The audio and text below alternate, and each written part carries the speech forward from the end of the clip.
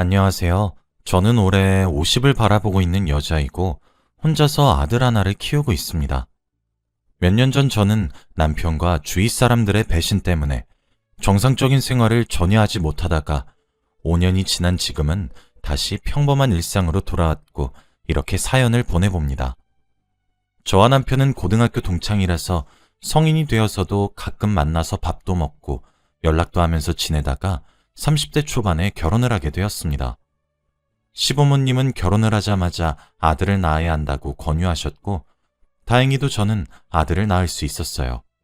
남편은 사업가인데 다행히 하고 있는 사업이 잘 돼서 저는 집에서 아이를 돌보면서 남편이 열어준 동네 작은 카페에서 취미 삼아 일을 하고 있어요. 아주 작은 카페라 단골 손님 말고는 없는데, 그래도 아이가 이제 고등학생이 되어서 혼자 집에 있으면 적적할 저를 위해 남편이 카페를 차려준 것이었죠. 처음에는 카페를 운영했지만 매일 가니까 너무 힘들었고 제 사생활이 전혀 없는 것 같아서 아르바이트생을 구해야 할 것 같더라고요. 제가 40살이 넘어서 카페 분위기가 많이 올드해요. 카페에는 차 종류가 많고 손님들은 어르신들이 많이 오셔서 아르바이트생이 어느 정도 나이가 있는 사람이면 좋겠다는 생각을 했어요. 그런데 다행히도 37살의 여자가 저희 카페 아르바이트 공고를 보고 지원을 했더라고요. 면접을 보니 싹싹하고 카페 경력도 있고 결혼도 안 했어서 뽑지 않을 이유가 없었기에 바로 그날부터 인수인계하고 매장을 맡겼어요. 저와 8살 차이 나는 지영이는 일도 잘하고 한 번 말하면 잘 알아들어서 가르치기도 너무 편했고, 나이 많은 제가 불편할 수도 있는데 언니 하면서 잘 따르더라고요. 저는 가게를 나오지 않아도 되는 날에 나와서 지영이를 도와주기도 하고, 손님이 없을 때에는 도란도란 이야기도 나누면서 친해지게 되었죠.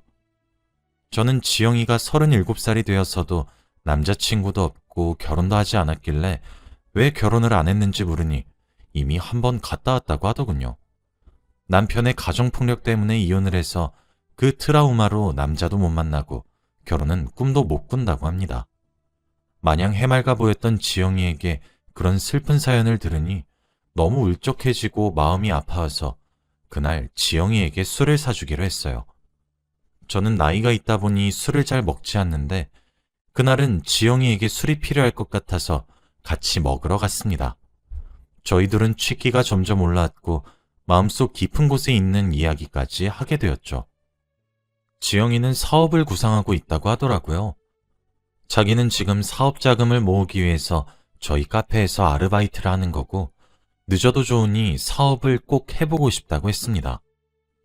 저는 불쌍한 지영이가 얼른 성공했으면 좋겠다고 생각했고 싹싹한 지영이 성격상 사업가라는 직업이 너무 잘 어울릴 것 같았죠. 생각해보니 저희 남편도 지영이처럼 정말 밑바닥부터 시작한 사업가인데 자수성가한 케이스라서 저희 남편에게 사업 관련한 기술들을 배워보라고 했더니 지영이는 너무 감사하다면서 제 손을 잡더라고요. 그때 마침 술에 취한 저를 데리러 온 남편이 술집에 들어왔고 제 옆에 앉았습니다. 저는 남편에게 여보, 우리 지영이, 불쌍한 지영이 딱 한 번만 도와주라. 응? 내가 정말 아끼는 알바생인데 당신 옛날 모습이랑 너무 비슷해. 지영이도 사업을 하고 싶대. 응? 제발 딱 한 번만. 응? 이라고 하면서 지영이에게 사업 멘토가 되어달라고 부탁했어요. 남편은 자기도 좋다며 자기가 배운 사업 정보들을 지영이에게 전부 다 알려준다고 했죠. 그렇게 지영이는 카페 아르바이트가 끝나면 카페 문을 닫고 저희 집으로 와서 남편과 함께 사업 공부를 했고, 집에 올 수 없는 경우에는 둘이서 전화나 카톡을 하면서 사업에 대한 공부를 열심히 하더라고요.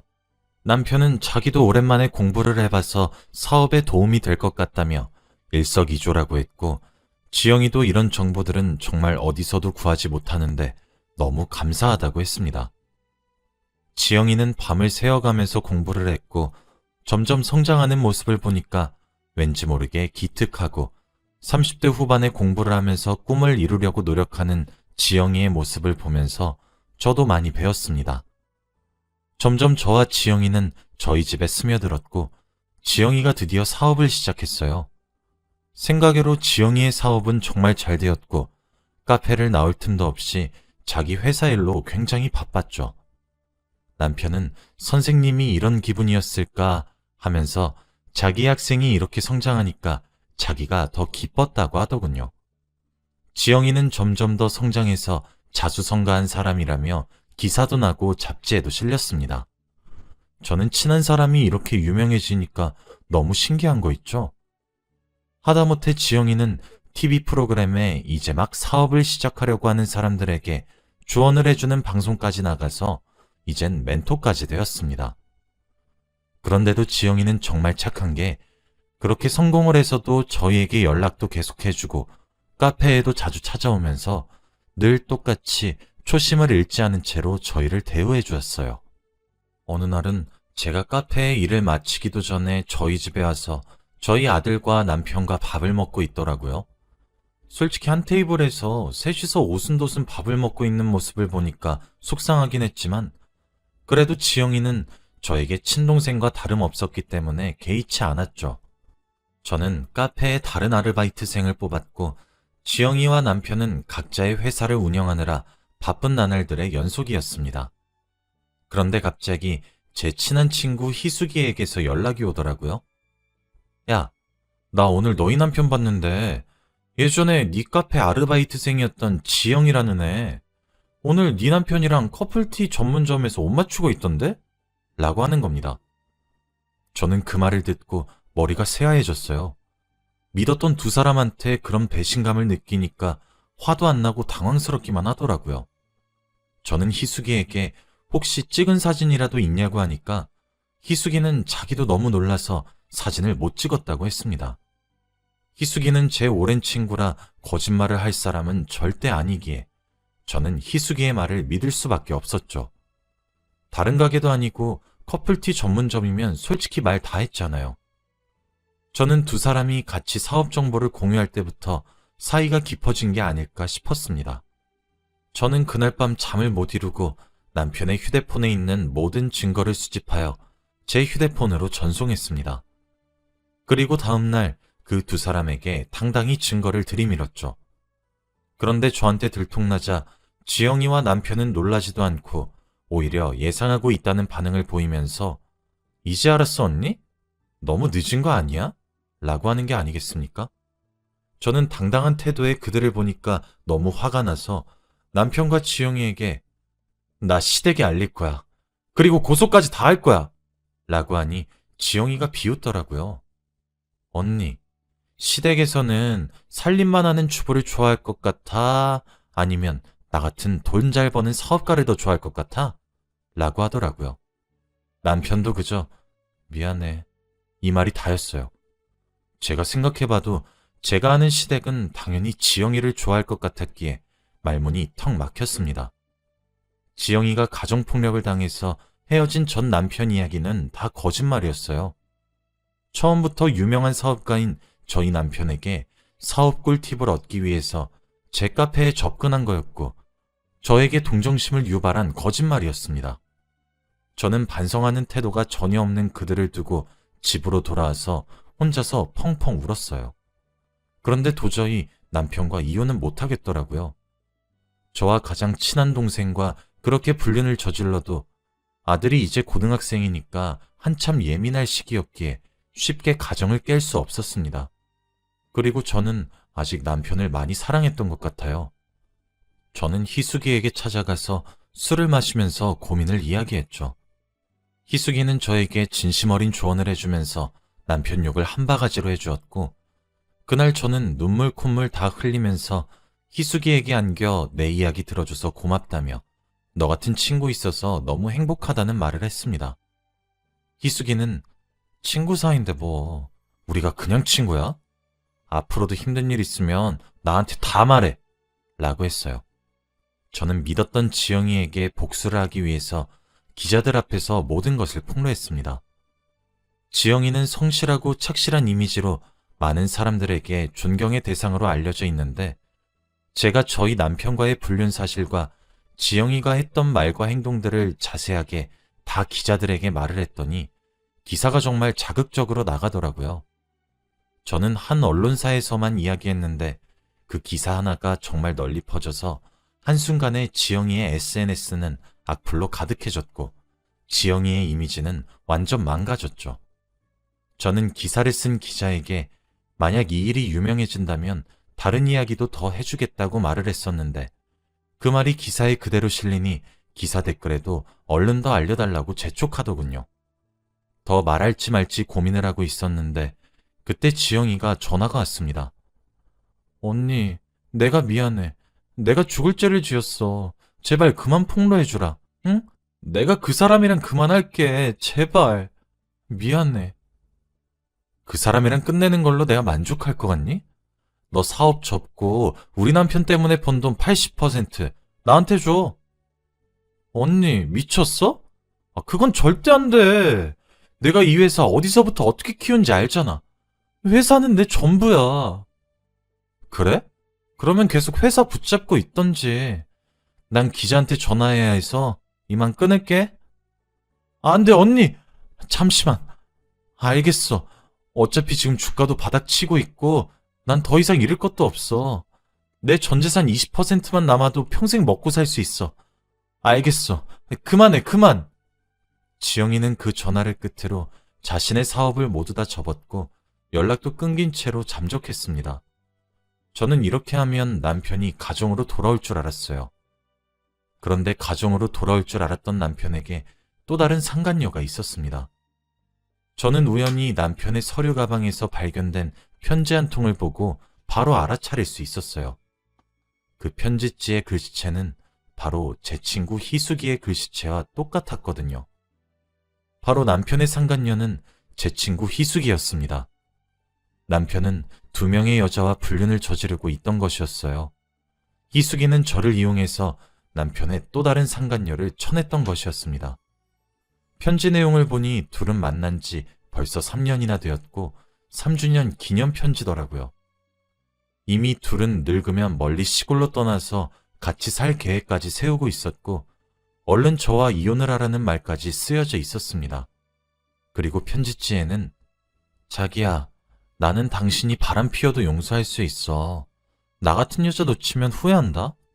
우린 천생연분이야. 자기는 나 놔두고 아무 데도 못 가. 라는 말도 쓰여져 있었죠. 희숙이는 이혼 서류까지 구해와서 저희 남편에게 주었는지 남편의 서류 가방에는 이혼 서류가 있었고 메모지로 이혼 얼른 하고 나랑 같이 알콩달콩 살자 라는 멘트까지 쓰여져 있었습니다. 지영이를 떨쳐내니 희숙이가 오다뇨. 이 상황을 어떻게 해야 할지 도무지 감이 오지 않았고 지금 이대로 이혼을 해버리면 희숙이와 남편은 둘이서 행복하게 살 것 같았고 저는 절대 그 꼴은 못 보겠더라고요. 그치만 그들의 인생이 망해도 과연 둘이서 행복하게 살 수 있을지 궁금했습니다. 저는 우선 그 편지지의 내용들을 모두 다 사진으로 찍어 놓았어요. 그런데 남편이 그날 저녁 저에게 이혼 서류를 내밀면서 이혼을 요구했는데 당신 정말 후회 안 할 자신이 있어? 라고 물었어요. 나 오래 고민한 거야. 희숙이랑 둘이서 살려고? 제가 알고 있는 걸 몰랐던 남편은 동공이 흔들렸고 약간 양심에 찔려하는 것 같더군요. 아니, 당신이 어떻게... 우리 카페 알바생으로도 모자라 나랑 제일 친한 친구랑 그런 짓을 해? 당신 아들한테 부끄럽지도 않니? 우리 아들한테는 제발 말하지 말아줘. 응? 제발 부탁할게. 라며 제 손을 부여잡길래 저는 그 손을 뿌리치고 나도 내가 어떻게 할지 몰라. 당신이랑 희숙이 내가 지옥 끝까지 찾아가서 복수할 거니까. 하고 집에서 나온 후 다음날 이혼 서류를 남편 회사에 보냈습니다. 저는 남편도 지영이 때와 같이 기자들에게 모든 것을 폭로했어요. 물론 희숙이 관련된 일과 이때까지 남편이 사업을 하면서 저질렀던 모든 비리들도 같이요. 남편이 돈이 없어져도 희숙이가 과연 저희 남편을 좋아할지 궁금하더군요. 남편의 회사는 유명해서 그 기사는 지영이 때보다 더 빠른 속도로 널리 퍼져나갔고 아직 편지지의 내용은 알리지 않았습니다. 그때 희숙이에게서 전화가 왔고 저는 전화를 받았어요.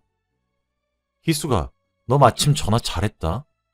우리 남편이 지영이랑 바람 났을 때 너한테 울고불고 이야기하면서 말할 때 너 참 무서웠겠다. 그치? 솔직히 좀 웃기더라. 근데 어쩔 수 없었어. 어차피 네 남편이랑 나랑 운명이야. 근데 이제 장난 좀 그만 치지. 네가 20살 어린애도 아니고 우리 40대야. 나이값 좀 해. 언제까지 그렇게 남의 도움으로 살아갈래? 기사건 내릴 거야. 너 고소할 거고. 기자들 돈만 몇 푼 쥐어주면 입 싹 닫아. 나이값 못하는 건 너 아니니? 희수가, 나 아직 시작도 안 했어. 지금 반응 봤지? 나 기자들한테 네가 우리 남편한테 3주년 기념으로 쓴 편지 아직 안 보냈거든? 그거 보낼까?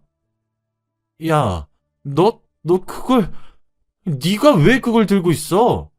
그거 기자들한테 보내기만 해봐.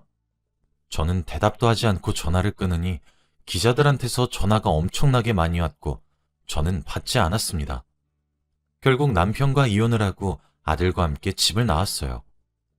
시간이 지나서 남편 회사의 주가를 보니 땅을 치고 있었고 많은 사람들한테 질타를 받고 있었습니다. 남편은 드디어 정신을 차린 건지 미안하다고 했지만 저는 절대 흔들리지 않았고 남편을 차단했어요. 남편은 물론이고 지영이와 믿었던 희숙이한테까지 배신을 당하니 정말 눈에 뵈는 게 없더라고요.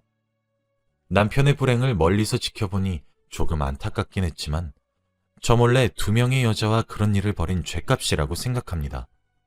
희숙이는 당연히 남편의 회사가 망해가니 오히려 빚쟁이라며 헤어졌고 저한테 제발 상간녀 소송은 하지 말아달라고 연락을 해요. 저는 할 생각도 없습니다.